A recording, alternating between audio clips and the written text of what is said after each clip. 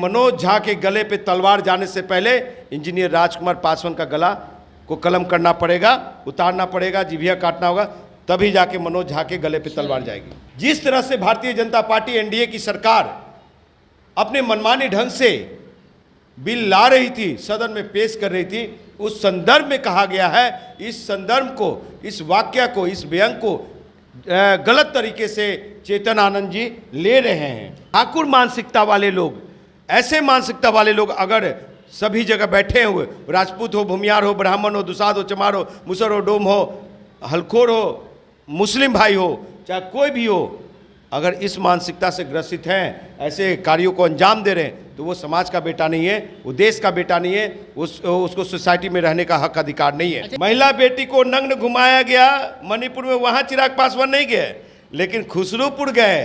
वो वहीं जाते हैं जहाँ जहाँ यादव, कुर्मी, कुशवाहा, कहार, मुस्लिम भाई अगर दुसाद को मारता है ना, वहीं चिराग जाते। जहाँ संसद भवन में जिस तरह से मनोज झा कविता के माध्यम से ठाकुर पर हमला करते हैं, यह विरोधियों का कहना है, लेकिन उन्होंने जिस तरह से संसद भवन में पूरी तरह से आपने सुना कि ठाकुर का कुआं का जो कहानी है वो व्याख्या करते हैं। देखिए, इसको लेकर जो है बिहार की राजनीति सियासी में भूचाल आ गई है, और दूसरी ओर जो है बीजेपी जो है डिप्टी सीएम तेजस्वी यादव और लालू प्रसाद यादव का पुतला दहन करने का काम करती है। इसको लेकर इन्हीं सब खास मुद्दे पर बात करेंगे। हमारे साथ हैं राजकुमार पासवान जी। देखिए, इस जो मनोज झा दिए हैं बयान, उसको आप कैसे देखते हैं?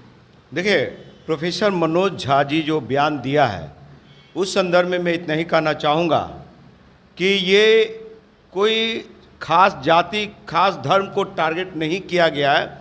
आपको बता दूं कि जिस प्रसंग में कहा गया है, जिस लिए कहा गया है, जिस दिन महिला आरक्षण बिल पारित हो रही थी, उस पर बहस हो रही थी, उस दिन उन्होंने बात कहा, क्या कहा कि एक किताब लिखी गई ठाकुर का कुआं, उसमें जो कवि हैं ओम प्रकाश वाल्मीकि, उन्होंने लिखा है, आज जिसके लिए विवाद हुआ है। क्या विवाद हुआ कि बैल ठाकुर का, हल ठाकुर का, हल की मूठ पर हथेली ठाकुर का, अपनी फसल ठाकुर की, कुआं ठाकुर का, पानी ठाकुर का, खेत खलियान ठाकुर का, ठाकुर के, गली मोहल्ले ठाकुर के, फिर अपना क्या। जिस तरह से भारतीय जनता पार्टी एनडीए की सरकार अपने मनमाने ढंग से बिल ला रही थी, सदन में पेश कर रही थी, उस संदर्भ में कहा गया है, इस संदर्भ को, इस वाक्य को, इस व्यंग को गलत तरीके से चेतन आनंद जी ले रहे हैं। देखिए, आप बोल रहे हैं कि जिस तरह से आरक्षण लाया गया, बिल लाया गया, आरक्षण बिल से तो सभी महिलाएं खुश हैं, फिर इसमें नाराजगी क्यों? स्वर्ण जाति के बहुत सारी महिलाएं घर से बाहर नहीं निकलती हैं, आज़ादी नहीं है, इसलिए उस आरक्षण से बहुत महिलाएं खुश हो सकती है, नहीं भी, क्योंकि पहले निकलने दिया नहीं जाता था, और अब वो निकलेगी, आज़ादी महसूस करेगी, तो गुलामी की संकीर्ण मानसिकता में रखी जाती है। और आपको बता दूं कि यहाँ बात आप कर रहे हैं ये मनोज झा के संदर्भ में, तो मनोज झा जी की जो बात कही गई है ना, वो ठाकुर वाद, जैसे कि एक समय में दलित, शोषित, वंचित लोग घर से निकलते थे गले में हांडी और पीठ में झाड़ू लेकर के, और उनके पैर के छाप को भी नापाक समझा जाता था, उनको प्यास लगता था तो पानी नहीं पीने दिया जाता था। ये कहा जाता था कि तुम प्यासे रह सकते हो लेकिन पानी नहीं पी सकते, हमारे पानी को हाथ नहीं लगा सकते। ये हालात थी साहब उस समय।